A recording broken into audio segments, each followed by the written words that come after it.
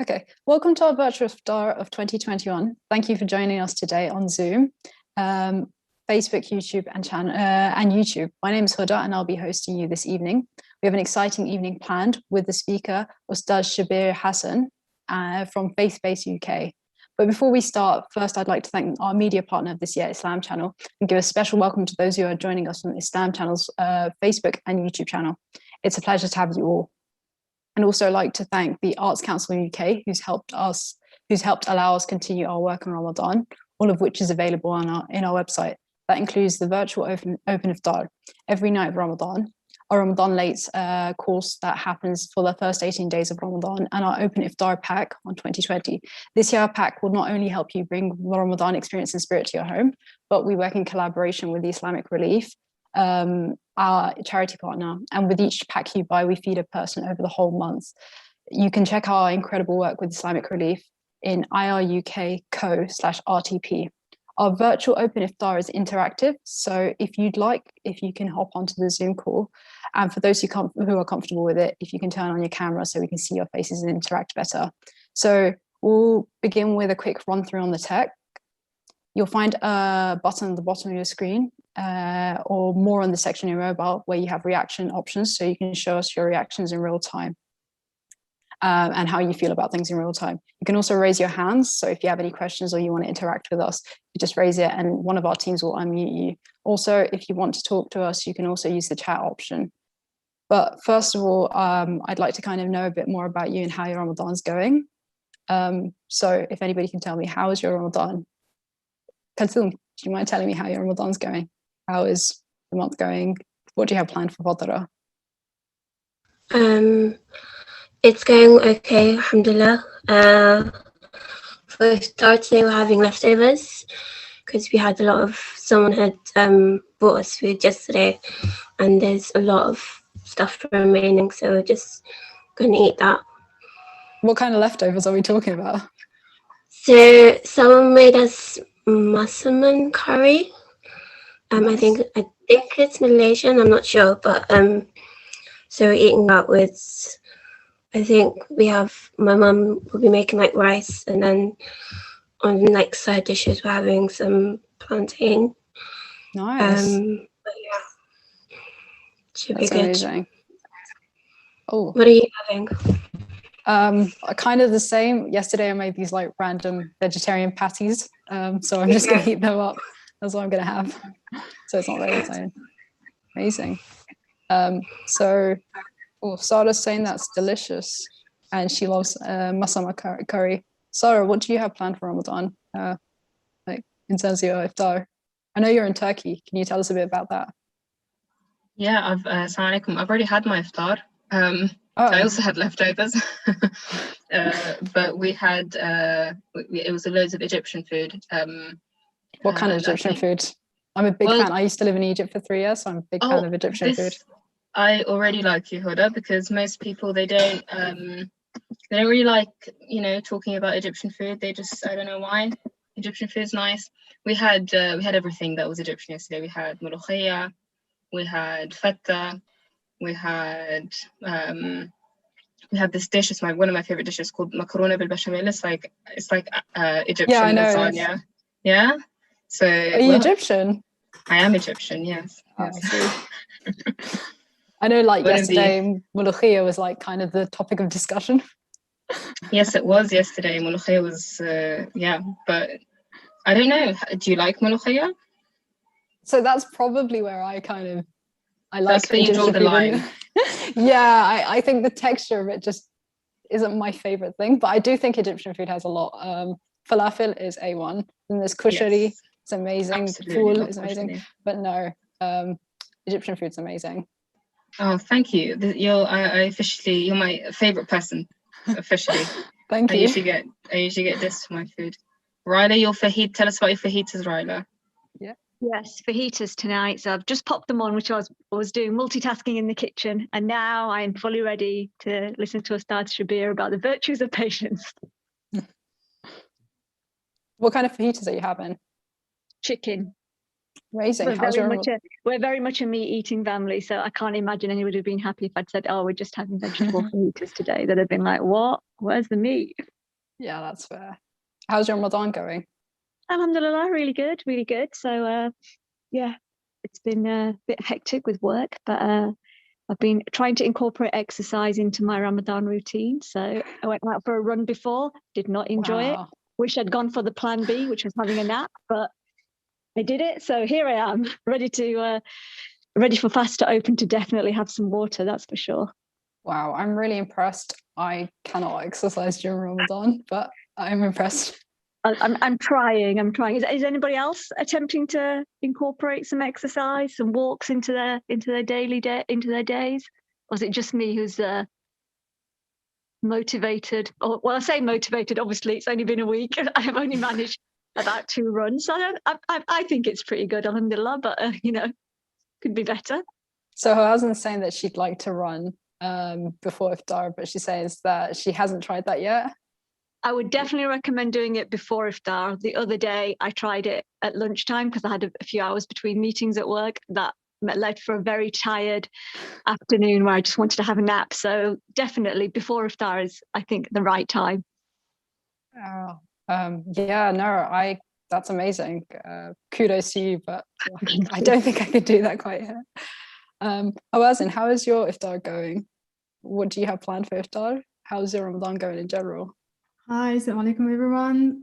So my fast for now is going okay, alhamdulillah. A lot of work as well.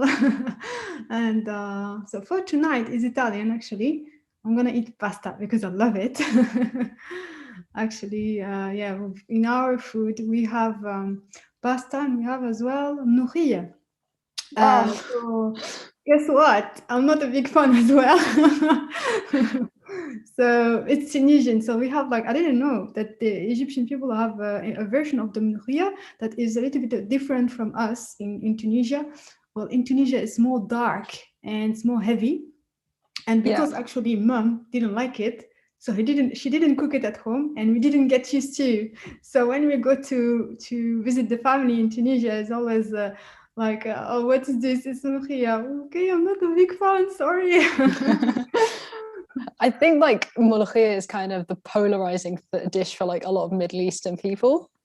It's you either like it or you don't. It's kind of like the Marmite of the Middle East. Alhamdulillah. Amazing. That brings us into our speaker. So the theme today is the virtues of patient. Our speaker today is Ustaz Shabbir Hassan from Faith Space UK. So he's quite uniquely qualified to speak on this topic because he's written a book called A Beautiful Patient, the 40 Lessons from Surah Yusuf. Our guest is also an imam, a speaker, a poet, and the founder of Nikah Co, a podcast host of Ilm Feed podcast and the spiritual facilitator of Faith Space UK. So how's your Ramadan going? If you can tell us a little bit more about yourself and just talk on the theme of the virtue of patience, inshallah.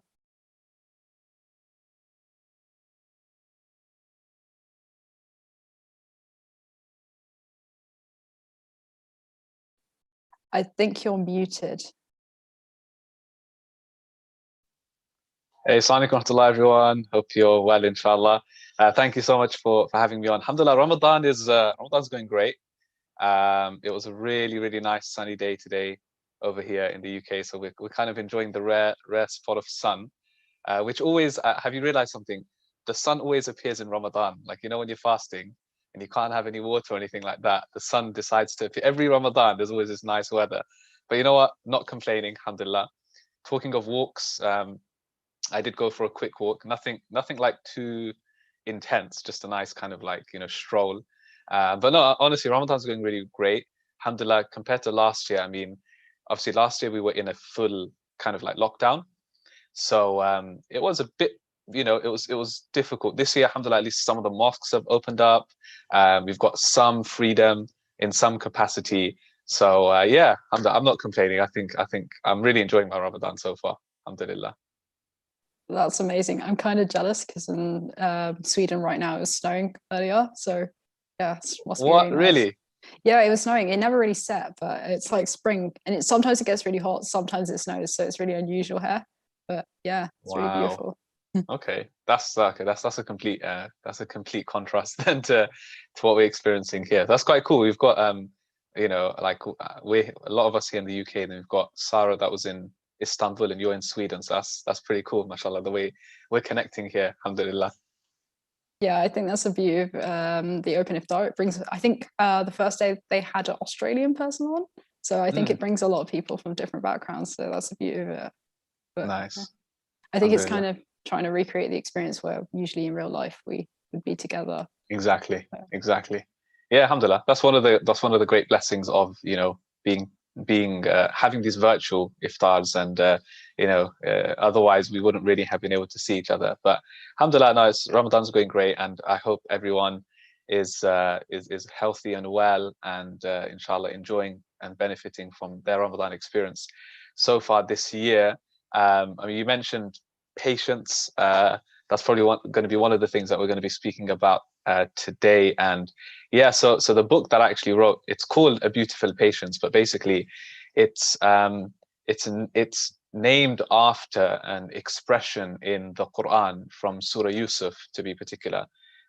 Surah Yusuf is the chapter about the great Prophet Yusuf alayhi salam, Prophet Joseph, as he's known biblically. So basically, in that chapter twice there is an expression which a lot of us we know, which is sabrun jameel, which you very loosely you translate it as a beautiful patience. So that's kind of where the title came from. And the book itself is, I mean, though it's not a whole book about patience, but it's more to do with 40, the way that I've written it is 40 life lessons from Surah Yusuf. And one of the key kind of themes of Surah Yusuf is patience, because this amazing kind of prophet that we learn about, if you read about his journey, if you kind of study his story, you find that from a very young age, he was put through so many trials, you know, from that time that he was thrown into the bottom of the well to the time where he's like, you know, like he ends up in a foreign land, and then he ends up in prison, and like he's gone through so many things, and he's been separated from his family for all these years. So like that's one of the key lessons that we learned. That's why I wrote the book itself. But on the topic of patience, I think that is very relevant to Ramadan, especially for a lot of us, because patience is probably what most of us Muslims have to exercise the most in the month of Ramadan compared to any other month, because we're talking literally just staying away from food and drink, abstaining from these things. That requires a lot of patience. You know, just sometimes, a lot of times in Ramadan, you have to control yourself in other ways, like just controlling your anger, as an example. That is a form of patience. You know, sometimes somebody annoys you, and outside of Ramadan, maybe you would have reacted you know, one way, but then you realize that you're fasting, and then you're like, you know what, okay, I need to calm down, I need to maybe just control myself here. And that is a form of patience. And it's interesting because in the Quran, when Allah subhanahu wa ta'ala, when he says, Ya ayyuhalladhina amanu ista'inu bis-sabri was-salah, that, oh believers, seek help, seek assistance with God through patience and salah, and through prayer and through patience. That many of the commentators of the Quran of this verse, they say that prayer obviously is quite obvious what salah is, what prayer is, what dua is. But what does sabr here mean? A lot of the scholars, they interpret this to mean fasting in the month of fasting in general, but of course more so in the month of Ramadan, that seek help and come closer to God, to Allah, through these two things, through prayer and through fasting. Because and God actually refers to fasting as patience, because it literally requires you to exert all your patience.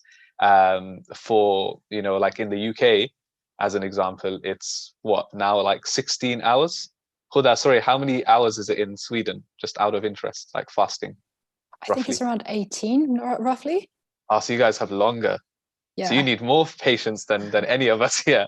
MashaAllah, that's pretty intense. And by the way, anybody here, please feel free to, like, if you're outside of the UK, feel free to drop how many hours you're fasting, because I know in some parts it's a lot shorter. But yeah, I mean, look, so 16 to 18 hours, that's a long time. That's like barely 5-6 hours you get, you know, outside of the state of fasting. So that's why it's more relatable in Ramadan. As well as that, I mean, on top of all that, it's like we've had a lockdown. You know, Sarah was saying that, you know, they're still in a lockdown in Turkey. So like you can imagine, like with lockdown as well, with all these restrictions, imagine how much patience you have, like how much difficulty many people are going through, whether it's through illnesses, you know, COVID related, whether financially, a lot of people have lost their jobs and so on. You know, like people are going through a lot. And that's why, you know, Ramadan, lockdown, COVID, like everything put together, I think right now is, you know, we're just kind of proving to ourselves how strong we are, like, because patience is really, you know, a form of strength. It's more kind of like mental, spiritual strength than physical strength, but it is really a type of strength. And I think, honestly, Ramadan, like I was delivering another workshop today, and in fact, most of the attendees of that workshop, they were non-Muslims. And, you know, I was just reflecting on actually how when you fast, and by the end of, like, after a few fasts, you kind of actually prove to yourself, like Ramadan proves to you how, you know, patient you actually are, or how strong you actually are, or how, you know, how big of an accomplishment it is. Like as Muslims, we kind of just get into the swing of it, and we just do it, and it's kind of done by the end of Ramadan every year. Alhamdulillah, we managed to do it. But actually what we're proving to ourselves is, wow, like I can control my food intake. I'm actually in control of my nafs. I'm actually in control of my inner desires, my thoughts. I'm in control of my tongue. Like that's a big thing, because outside of the year, we don't really think about it. We just go with the flow. We just, you know, we eat however much we want, and we're stuffed and we waste food, and, you know, we never think about these things. But in Ramadan, all of a sudden we're conscious of these things. I think that is a huge win for us. Alhamdulillah, like if you manage to get through it, that is a huge win. That's a huge plus point. So I think we need to reflect on those points more. We need to give ourselves more credit. That's what I'm trying to say, than just, you know, okay, I got it done, great. No, there's a lot of reward in it. There's a lot of reward in it for a reason. That's why it's all about patience here.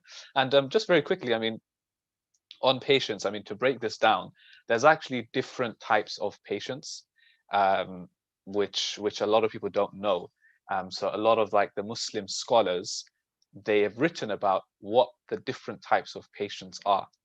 And there's actually 3 categories or 3 types of patience you can break it into. One is patience in, as they say, in ta'ah. Ta'ah means obedience. Fi ta'atillah, the obedience of God. This is a type of patience. So basically what we're doing right now, by fasting, by standing in prayer, you know, observing the prayer in the nighttime, Taraweeh as an example, by waking up for Fajr in the morning, whatever it may be, like all of these is considered to be part of the first category, which is patience in observing the obedience of God. That is a form of patience, because that requires what we call steadfastness. As Allah tells us in the Quran, I think it's in Surah Maryam actually, he says, فَاعْبُدْهُ وَاصْطَبِرْ لِعِبَادَتِهِ. He says, worship God and then be steadfast in worshipping him, right? Which means that, you know, it's not a one-off thing. To fast the whole month of Ramadan, that requires a lot of patience. To pray 5 times a day, every day, that requires a lot of steadfastness.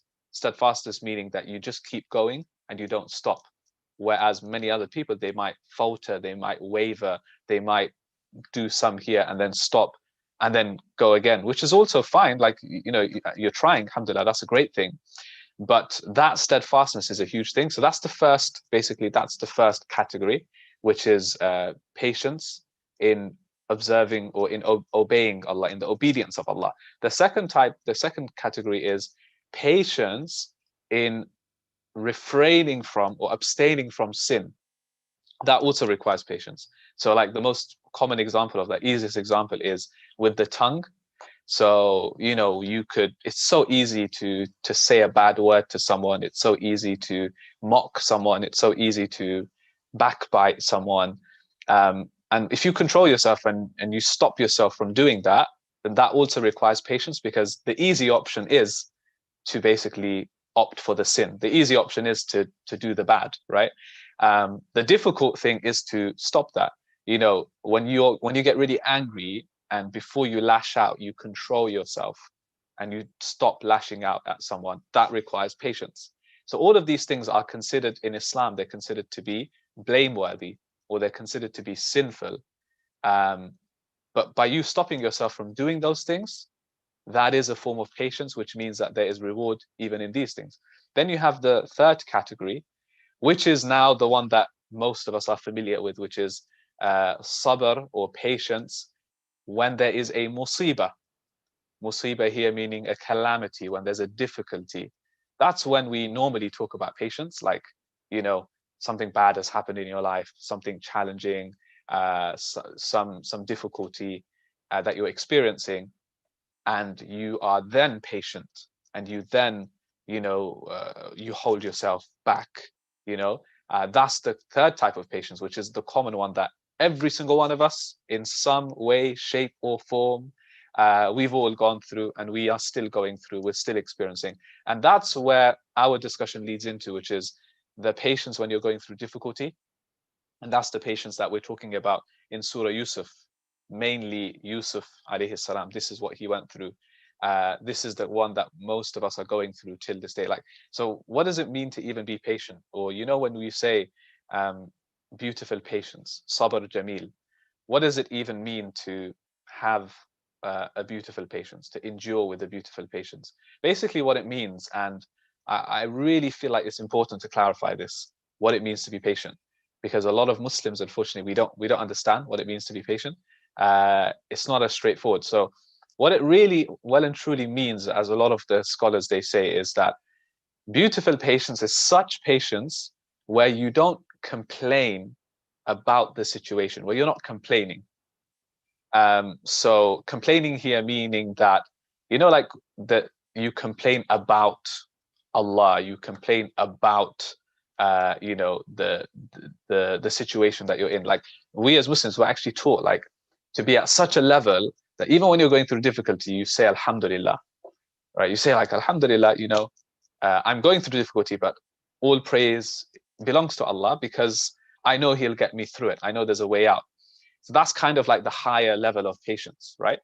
Where you're not complaining about the situation. So you're not going around saying to people, oh, you know, why is God picking on me for, you know, like, why am I going through it for? Why is it not the other person? Like, what did I do to deserve this? And we're almost like questioning the decree of God.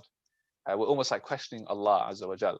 So I think that is where it's considered to be not patient, when you've gone to that level.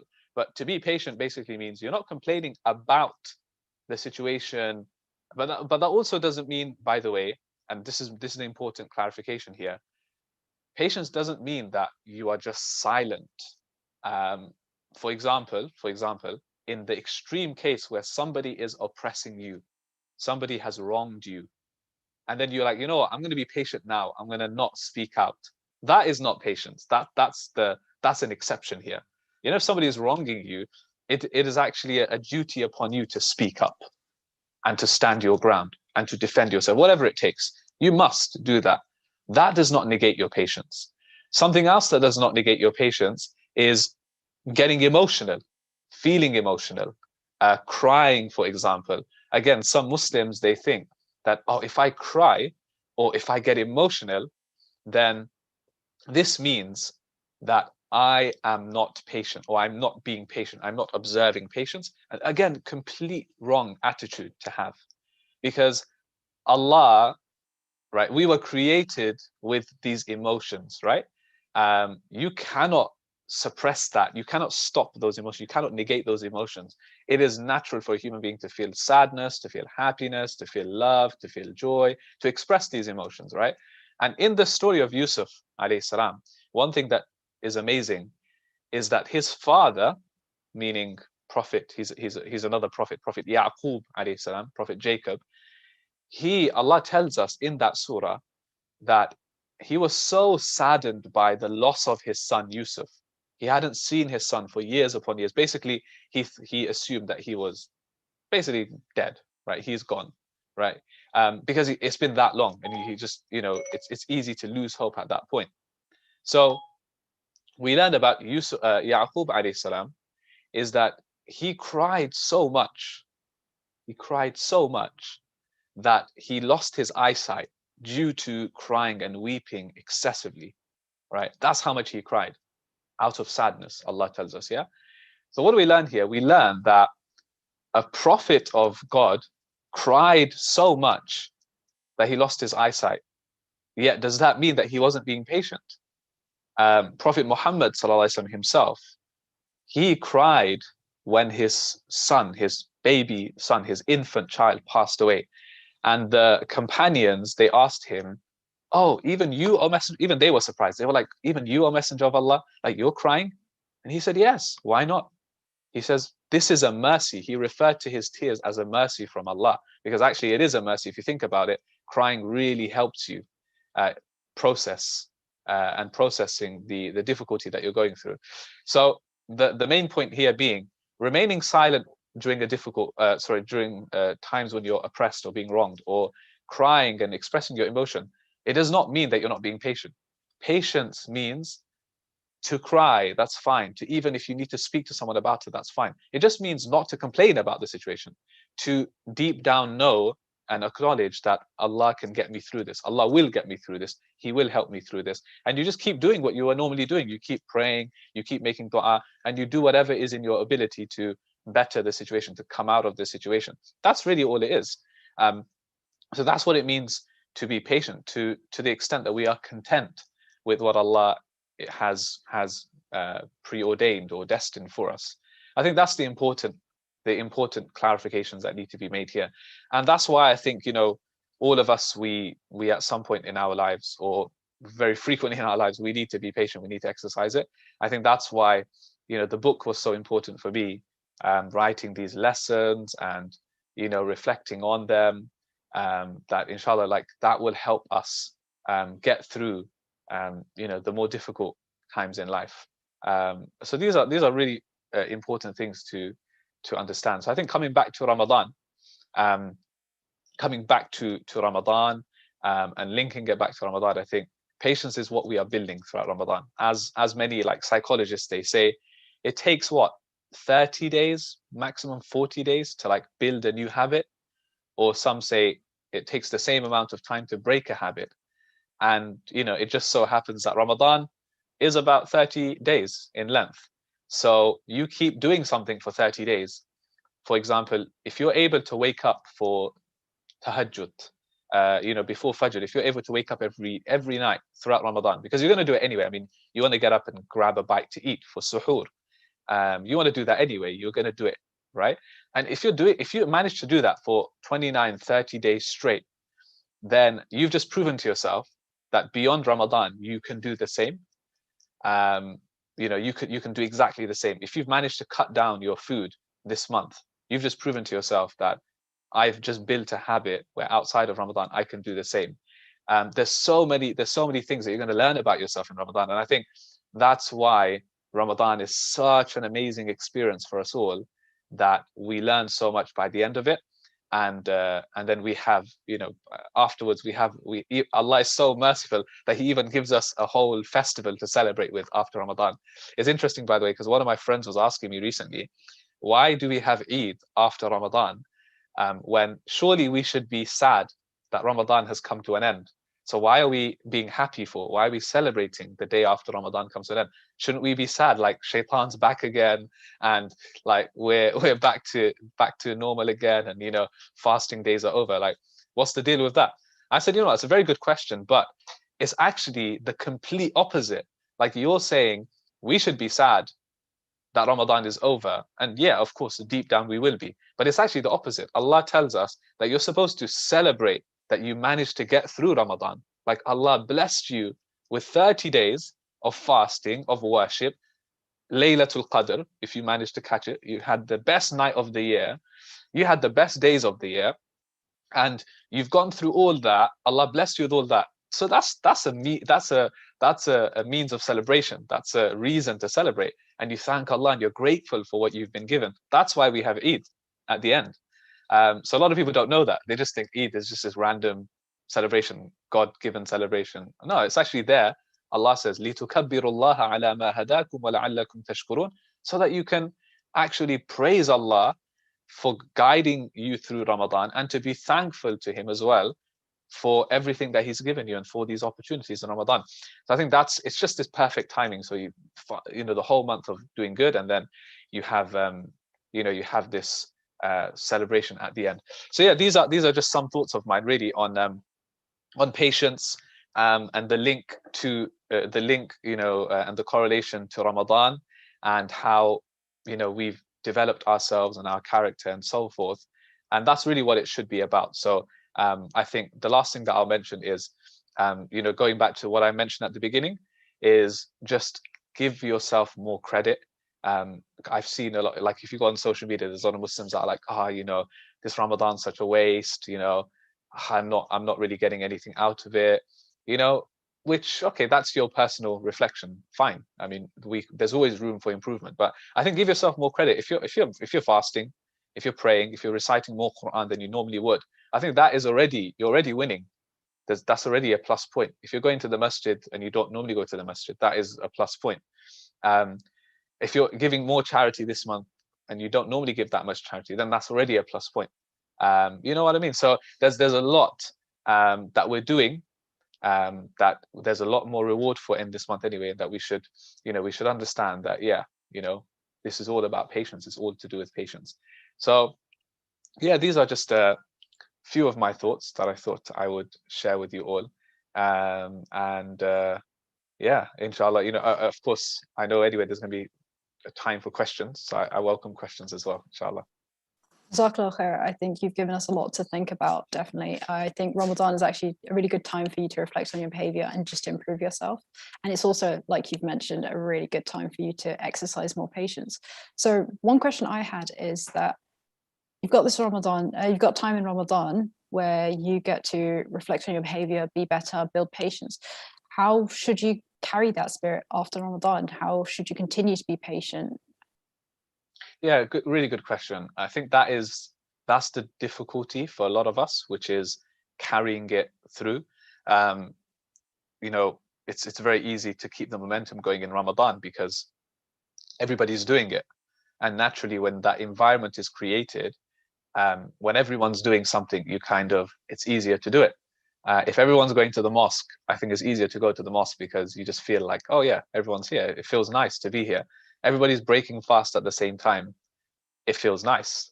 You know what I mean? So it's a lot easier. Naturally, yes, of course. If the community do things together, it's always easier to fit in and do things as well.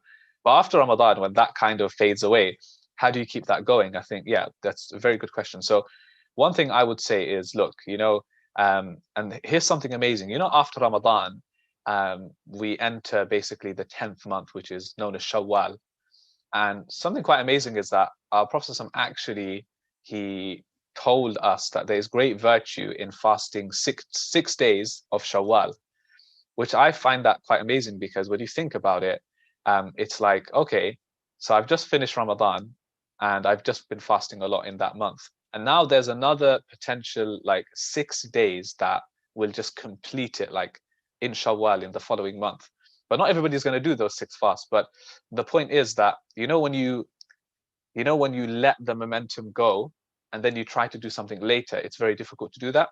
So the example, we were talking about exercise earlier. So if you've been exercising for a long time, or if you've been regularly going to the gym and you stop for 5 months, right? And then you try and get back into it, it's very difficult. So similarly with Ramadan, this is what I feel like a lot of us do.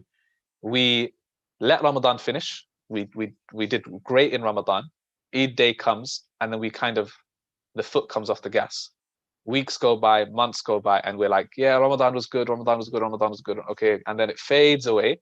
And a few months later, we're like, oh, I really miss Ramadan. I wish Ramadan can come back again. I want to get back into that same routine, right? So we miss Ramadan because we, you know, Ramadan, okay, fine, it's going to come back, inshallah, the following year. But we could have done something. So my personal advice is, after Ramadan comes to an end, Eid day is not a day off. Like, you know, it's not a day off. That's it. Celebrate, have fun, but still, it's a virtuous day as well. You know. So like, still continue your acts of worship. Do what you can. After Eid, like, keep the momentum going. Keep fasting as much as you can. Weekly, if you want, fast. Keep praying. You know, you had a really good role in Ramadan, waking up for tahajjud and fajr. Keep doing that. What I feel like we a lot of times we bring it on ourselves, where we let the gap go for a long time, and then we're like, now I've lost it. Keep it going. So I think it's just really all about that consistency. We were doing it anyway. Just keep that flow going, even though it's going to be more difficult because the people around you aren't doing it. But sometimes you just have to motivate yourself, thinking that, you know what, this is a year-round thing. This is a year-round thing, and Ramadan came at the right time. I just need to keep that going. So yeah, it's definitely more difficult in practice, but I think capitalizing on doing it immediately after Ramadan comes in, I think that would definitely help. Thank you. Yeah, I think Anissa in the group in the chats also said that continuing fasting Monday to Thursday helps too, which brings us on to the next question by one of our participants, Ryla. I'm gonna mute her. She had a really good question. Thanks, Huda. Assalamu alaikum, Ustad. Thank you for the great talk on the virtues of patience. My question is there any particular du'as we can recite to help us when we're trying to be patient, or in situations where we need to kind of go to our like reserves of patience because we're in a particularly like hard situation? Is there anything that we can like memorize that can help us? Yeah, excellent question. Thank you, Ryla, for that. So let me mention something first, actually, before I answer that. So we're actually taught, this is, again, something that some people might not know. So we're actually taught, outside of going through difficulty, like just generally in life, we're taught not to make dua for patience specifically. And I know that sounds odd, but it actually makes a lot of sense when you think about it. So just generally speaking, right, you're not supposed to ask Allah, oh Allah, give me patience. And the reason why, my teachers used to explain that when you're asking for patience, then what you're really asking for is, oh Allah, put me through something difficult so that I can build my patience further. So what you're really asking for is trouble, right? To put things in simple terms, you're asking to be put into a difficult situation. And we as Muslims, we're always told, don't ask for difficulty. Allah tells us in the Quran, يُرِيدُ اللَّهُ بِكُمُ الْعُسْرَ يُرِيدُ اللَّهُ بِكُمُ الْيُسْرَ وَلَا يُرِيدُ بِكُمُ الْعُسْرَ, right? Allah intends ease for you, not difficulty. So don't put yourself like, that's why, you know, when you're traveling, right? When you travel, you actually have this dispensation that you can actually shorten your prayers when you're traveling. That's an amazing thing. Do you know why? Because Allah doesn't want to make it difficult for you, right? You don't even need to fast if you're traveling a long distance, because Allah doesn't want to make it difficult for you. But sometimes what we do, sometimes you're not feeling well. Allah says you don't even need to fast, actually. If you're not feeling well, you can make up for it later. But sometimes what do? We know it's going to affect our health. We know it's going to make things worse. But we're like, no, I'm going to fast. Because we think we know better now. Allah knows us better than we know ourselves. We think we know better now. And we're like, no, I'm going to fast. And then what happens halfway through the day, we're like almost collapsing because we're like, oh, I can't take it, right? So what do we learn? What do we learn from this? We learn that don't put yourself in a difficulty, because Allah doesn't want you to go through difficulty. So coming back to what I was saying, right? Don't ask for patience generally. But of course, look, when you're put into the trial, right? When you're now going through something really difficult and now you feel like you need a way out, of course, you can ask, oh Allah, grant me patience here. There are numerous du'as in the Quran. I can't give you the references off the top of my head. Inshallah, I'll try and send it later. There's one du'a which actually specifically asks for patience, where the du'a is in the Quran, رَبَّنَا أَفْرِغْ عَلَيْنَا صَبْرًا. رَبَّنَا أَفْرِغْ عَلَيْنَا صَبْرًا. The beautiful meaning, it means, oh Allah, pour patience over us. Like you pour water over something, pour patience over us right now. Like we need that patience, literally like coming down from the heavens. I need something right now. And this dua was actually made by, there's a whole story behind it in the Quran, you know, the magicians of Pharaoh. So Pharaoh, he gathered these magicians to basically have a duel with Musa, Prophet Musa alayhi salam. And you know, long story short, the magicians ended up accepting Islam. They all ended up prostrating and saying, we believe in the Lord of Musa and Harun. And Pharaoh got so angry. We know Pharaoh was one of the worst of tyrants, that he actually decided to slaughter these magicians. And as they were going through this, now they're put into the situation. Now they're making this dua, رَبَّنَا أَفْرِغْ عَلَيْنَا صَبْرًا. Oh Allah, oh our Lord, our Master, pour patience over us. So yes, absolutely, there are du'as you can make in the difficulty. And you know, there's some du'as that you can memorize like this. And otherwise, outside of that, just literally make dua in your own language and ask Allah, you know, that specific situation that you're going through. Basically tailor your dua in your own language, English, whatever the language you want to speak, tailor it and make dua, inshallah. So I think, yeah, these are some things to keep in mind. But yeah, main point being, don't make dua for patience generally. Make dua for patience when you're put into a situation, inshallah. Jazakallah khair. Thank you. Yeah, that was really interesting. I've never heard of that. Thank you for that. You said that you should make dua in your own language. What's the importance of that? Can you talk about that a little bit more? Yeah. So dua in your own language. So basically, a lot of people they think that, of course, you know, Arabic. Stick to Arabic. That's it. You know, memorize some duas, which definitely you know, is great to do. So I'd still encourage, if you can, memorize some duas in Arabic. You know, from Quran, Rabbana atina fid dunya hasana. You know, these types of duas from the Sunnah. You can memorize duas as well. But what a lot of people fail to do is they fail to make their dua a bit more like a conversation. So again, in the book from Surah Yusuf, actually one of the chapters is about dua, because you'd realize that this is something that they were doing a lot. So Yusuf alayhi salam was doing, Yaqub alayhi salam was doing. They were making a lot of dua, but they were doing it in their own way. Like they were making it into more of a conversation. And I think this is where a lot of us what we don't do. So I actually posted stuff. It's very like, I didn't even think much of the tweet. I'll share what the tweet was. I tweeted it, and I realized now, I mean, I just randomly logged in earlier on, and that tweet has literally got like, I think like 12,000 shares or something like that. Like it's unheard of. Like I never get, you know, I'm not famous, so I don't get people you know, that much traction on a tweet. But it's like 12,000 people are like sharing it and liking it.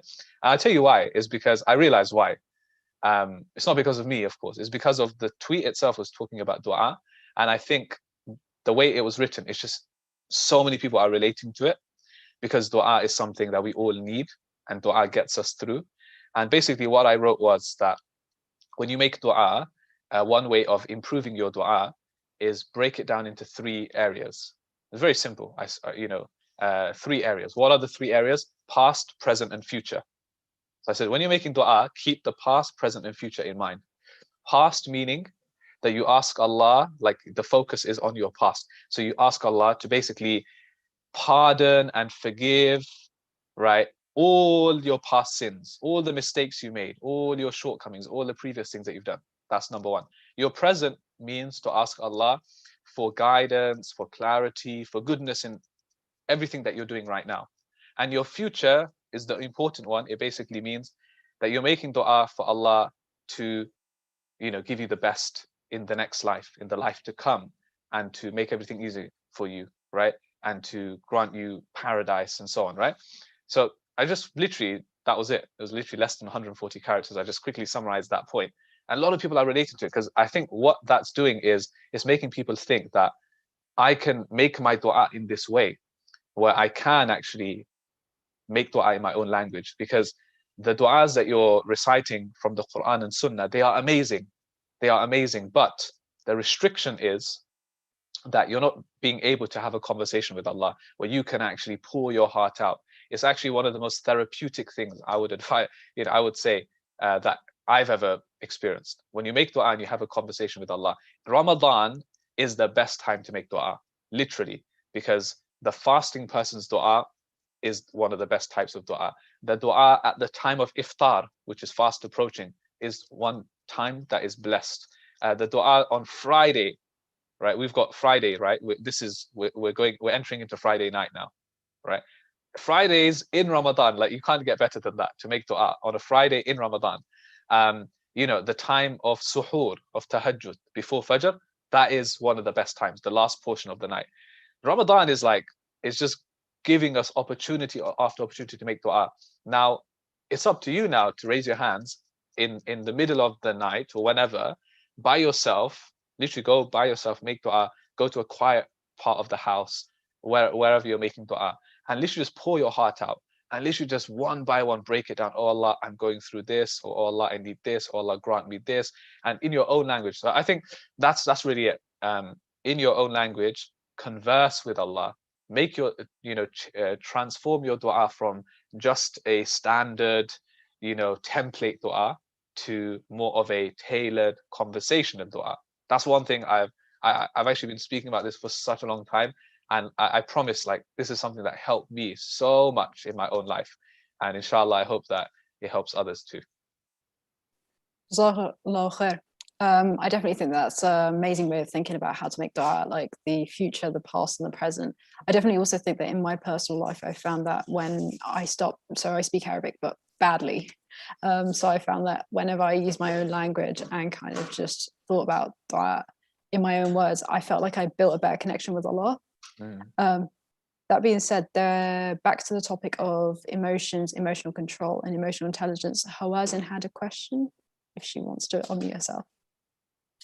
Yes. Hi, assalamu alaikum everyone. Thank you, Ustad Shabbir. The theme Sabr is such a beautiful theme, in particular during Ramadan, subhanallah. So barakallah fik for this, for the dhikr, for the thing that you said about du'as. It's really important. And about the emotions. So I was wondering, during Ramadan, we need to be in control of ourselves, right? So there's people who we can see sometimes like they're getting angry, or it's hard for them to kind of managing the emotions. So what could you advise them to do in order to improve on this? And as well for us, what's the best way to react to someone who get angry, for example? Excellent question. Yeah, thank you for that.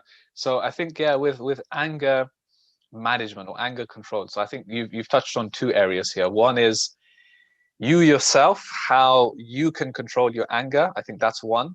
And the other also is when you come across someone who is always getting angry, how do you deal with that?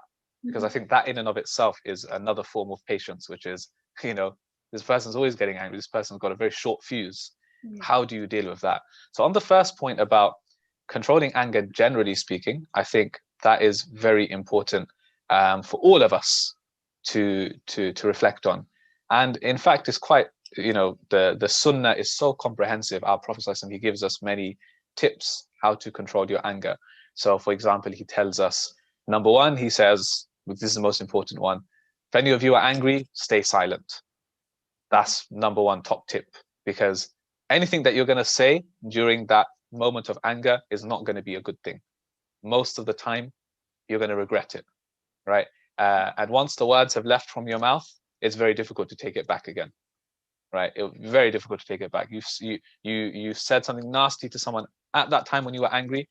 You've probably broken their heart now, and it's going to take months to get the situation back to normal again. So number one, if you are angry, stay silent. Again, there are exceptions to this. Like I said about sabr, unless somebody is wronging, oppressing you, they're taking your possessions, they're doing something bad, they're harming you physically, verbally, that's different. You can't stay silent then.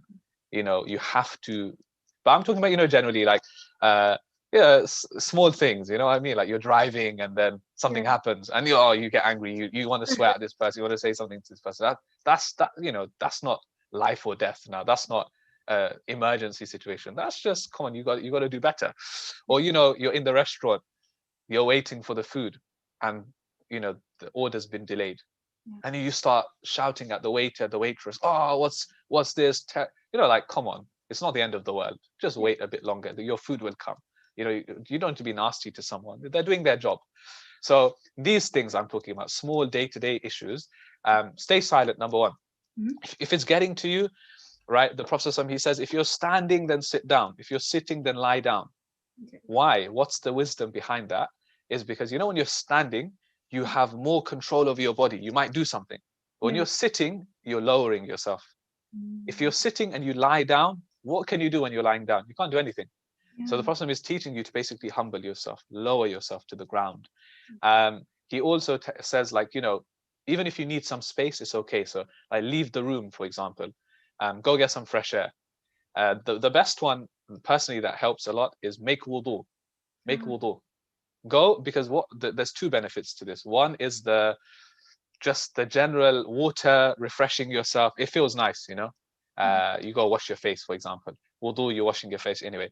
And spiritually, it helps because when you're in a state of wudu, you're a bit more conscious. Like, oh, normally when you make wudu, you're supposed to pray, you're supposed to do something, right? So when you're in wudu, you're like, you feel bad doing something bad, basically, right? In wudu, you're like, okay, maybe I should just pray instead. Maybe I should just pick up the Quran and recite instead. So I think wudu helps a lot because it refreshes you. And so these things, honestly, personally for me, this is all from the Sunnah. It's not my own tips. This helps you control your anger a lot. That's one area. And then the second, very quickly, is how do you respond to someone that keeps getting angry over and over again? I think number one is, there's a few practical tips. Number one is, don't try and fix the situation at that time when they are angry, because they're not going to listen to you. When they're angry, who listens? You know, you try and sit them down and explain to them. You know, some people, they try and quote hadith. Oh, the Rasulullah sallallahu alaihi wasallam, he said, you know, don't get angry. It's like, oh, that's the worst time. They're angry right now. They're not thinking. So don't try and quote Quran, hadith, and preach to them at that time. That is very important. Also, don't tell them to calm down at that time. Don't say, brother, sister, calm down. Nobody wants to hear that when they're angry. You tell them to calm down. They're like, but I am calm though. You know, and you trigger them more, and then they get even more angry. And so what I'm saying is, okay, it's, you know, wait for the situation to just calm, you know, itself naturally. Wait for it to subside. And when you get a moment, when you get a chance, that's when you need to speak to them. And that's when you just need to be upfront with them. You just should say, look, you know, I think we should speak about X, Y, Z, the issue, and have an upfront conversation, depending on how close you are with them. And a lot of times they will listen at that point. And you can tell them, you know, I didn't say anything at that time. I wanted to give you some time and space. I respect your time and space. And I think now we should discuss this. I think when you discuss a lot of times, it helps because, you know, they now are aware of how you're feeling. But a lot of times we don't speak because we're too scared, or we don't want to make the situation worse. But I think, you know, 8 times out of 10, it will help the situation, unless that person is, you know, not going to cooperate. That's different. But I think, yeah, these are just some things, inshallah, that might help with the anger issues, inshallah. Allahu alam. Barakallah feek. Thank you.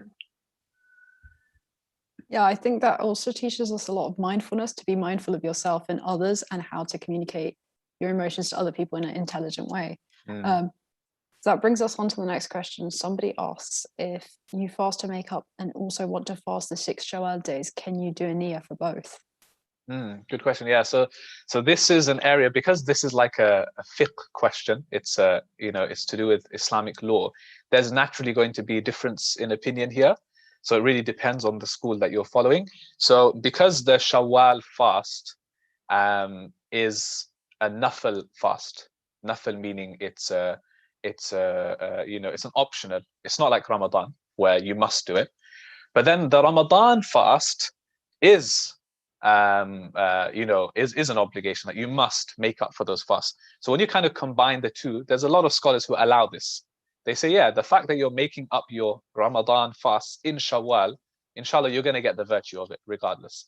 But just be aware, there is some difference in this area. Some don't allow it. But generally speaking, you know, because what we do a lot of times anyway is when we need to make up fast for Ramadan, we delay it as much as we can, and then another Ramadan comes and we're like, oh no, I've got, you know, 10 fasts to make up, and now at this Ramadan I'm going to miss more fasts, and it just accumulates after a period of time. So I think best thing to do is, you know, like we were talking about momentum, is literally when it's Shawwal, make up your fast, just get it done, because you're already in the zone, you're already in the mode of fasting, so get it done. So yeah, inshallah, you can get the reward for both with that combined intention.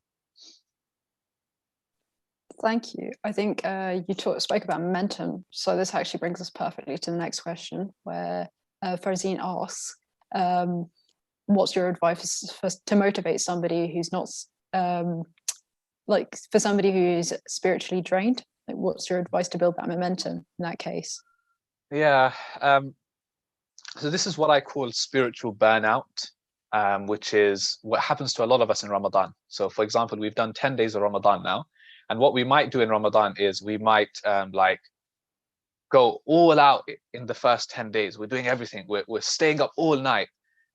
You know, we're fasting, we're staying up all night. We're doing so much. And then what happens is by mid-Ramadan, there's this huge dip, because what happens is, you know what, I can't stay up in the night anymore. And you're just sleeping all the time now because you cut your sleep so much that you didn't balance things out.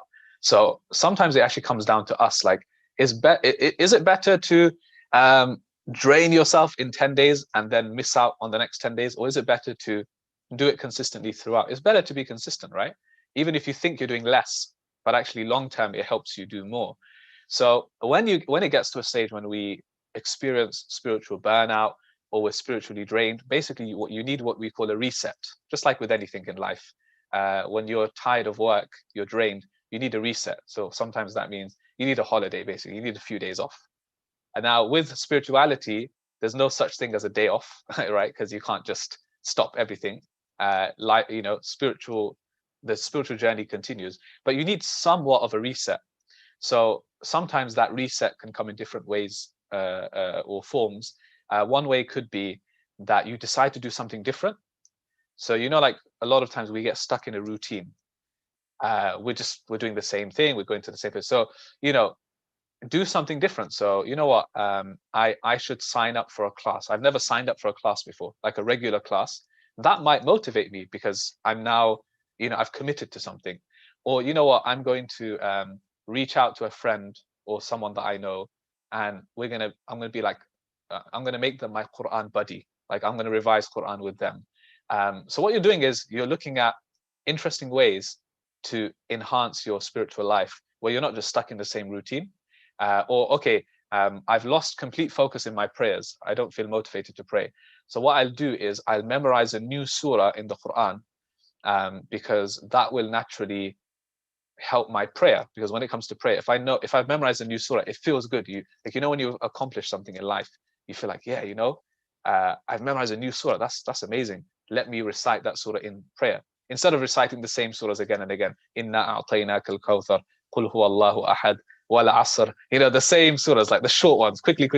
Now now when you say wattini was zaytun, or now when you say, you know, al-qari'atu mal-qari'ah, like, you're like, oh, that feels good, because my prayer doesn't feel like the same prayer I've been praying for the last 5 years. Now there's something different about it.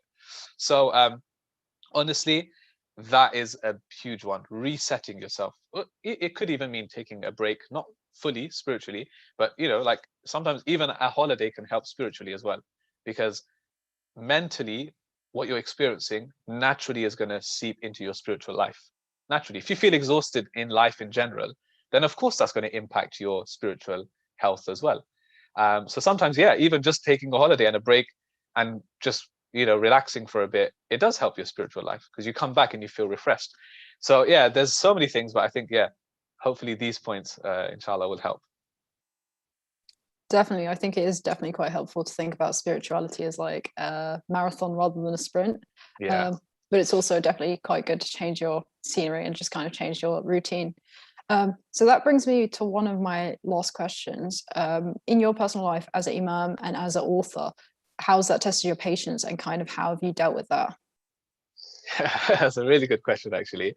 Wow. Yeah, I think, you know, patience is so many different ways, to be honest with you. So like, for example, as an imam, I'll give you some examples, right? We could do a whole show on like the life of an imam and the funny stories that we come across, right? So patience in so many ways, like some in like very small ways. So like, for example, every year, most years anyway, I'm not doing it this year, but every year normally for the last like, I think 10 years, I've been leading the Taraweeh prayers. And that requires like, you know, the amount of prep you need to do.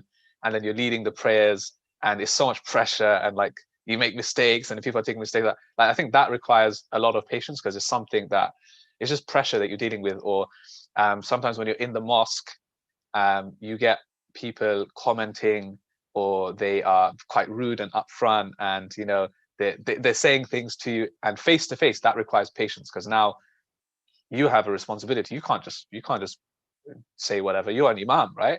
I think that requires, in and of itself, that requires a lot of patience, or, you know, so many areas. So I think, you know, author, for example, the book, I think that process of publishing a book, it requires a lot of patience because, you know, you're relying on so many people to meet deadlines, like, you know, the designer for the book and the editor for the book. There's so many things. And I think it's just a lot of pressure. So, you know, no doubt, every single one of us, you know, regardless of your job, the field that you're in, regardless of what you do, we all have to face our own difficulties in life. And we all got to be patient in some way, shape or form.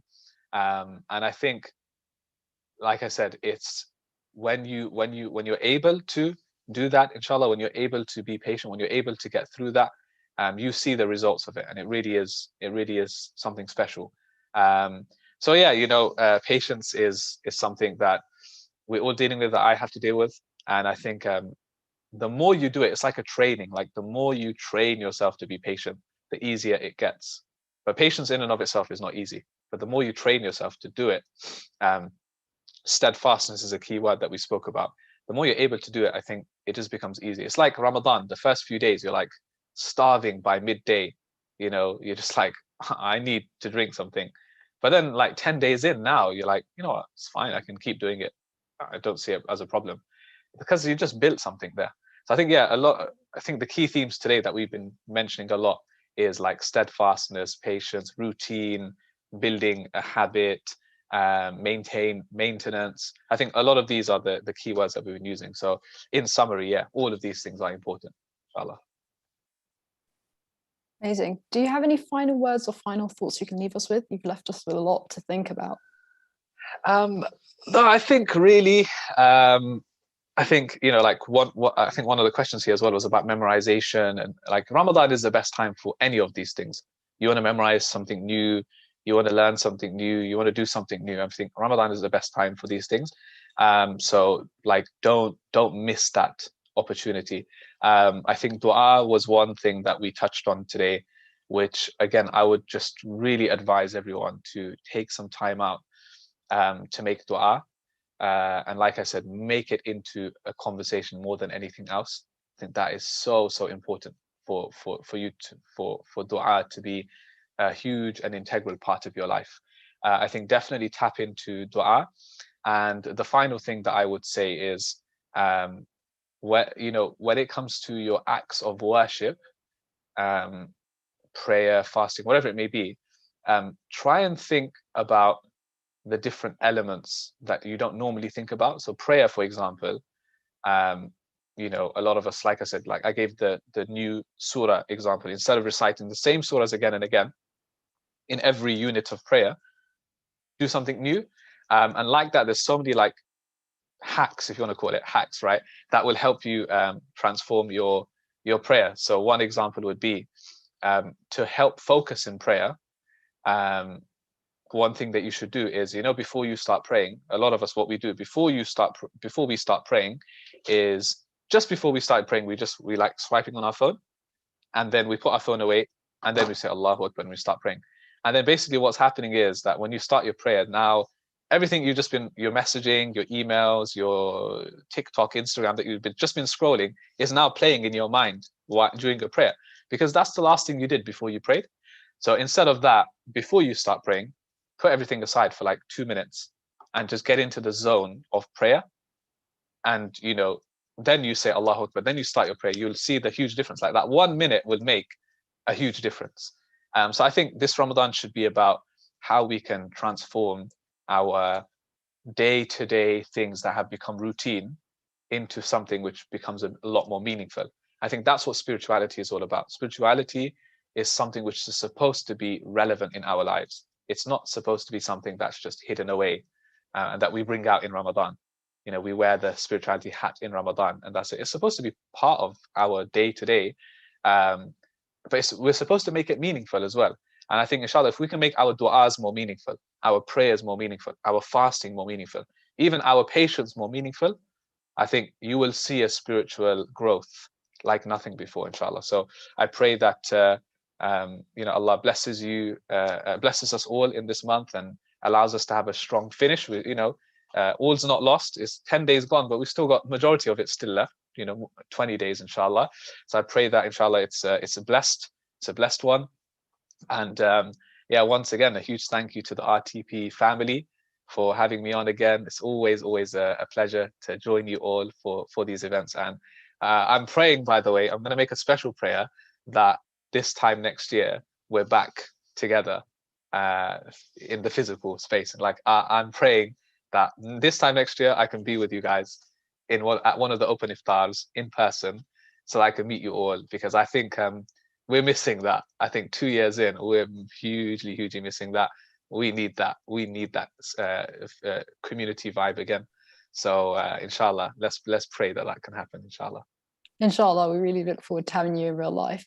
And I'd like to, it's coming to Azan, so I'd like to thank the speaker, Imam Shabbir Hassan, for your engaging speech. You've given us a lot to reflect on and a lot to think about our practices in Ramadan. So in the last few minutes before the Ramadan, before the Adhan, I want to say thank you again to our media partner, Islam Channel, and the Art Council UK for making this event possible.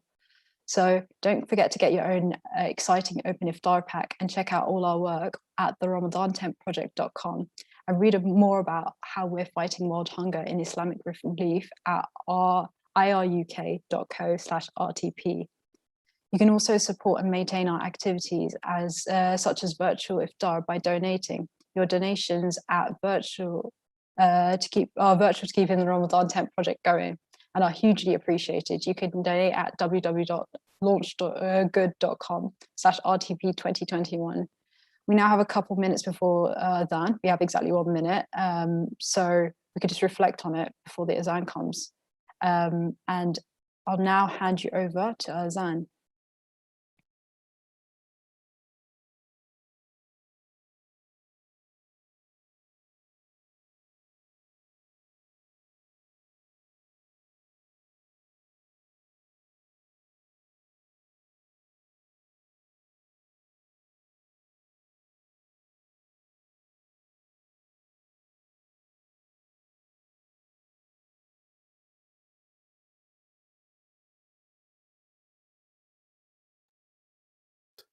اللهم إني لك صمت وبك آمنت وعلى رزقك أفطرت ذهب الظمأ وابتلت العروق وثبت الأجر إن شاء الله. الله أكبر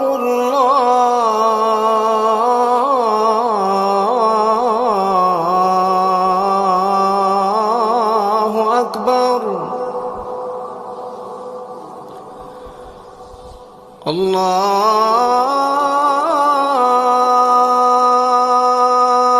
الله أكبر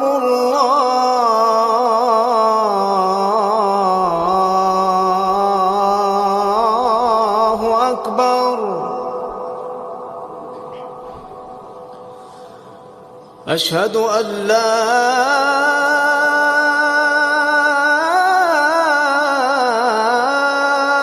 إله إلا الله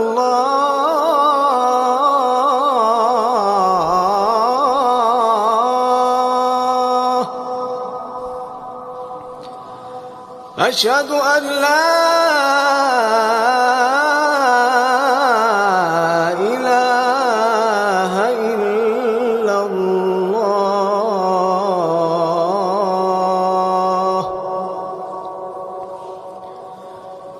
أشهد أن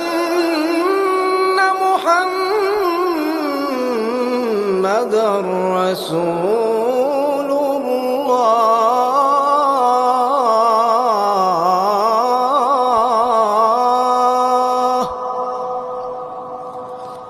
أشهد أن محمدًا رسول الله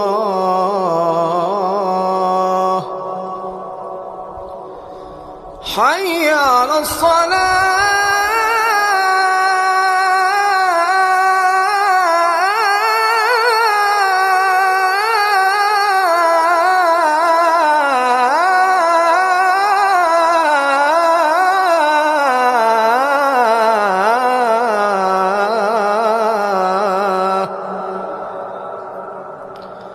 حي على الصلاة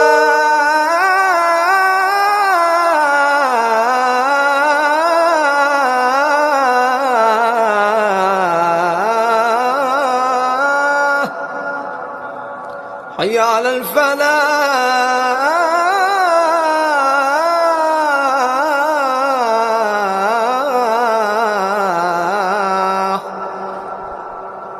حي على الفلاح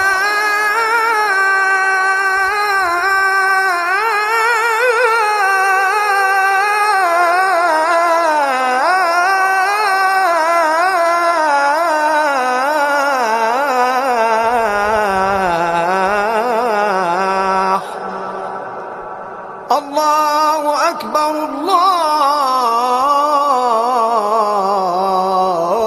الله أكبر لا إله إلا الله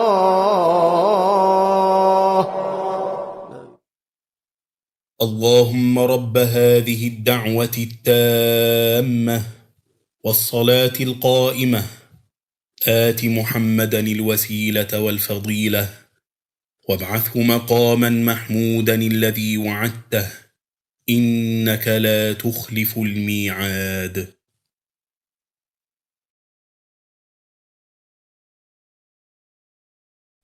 So that's it for us today.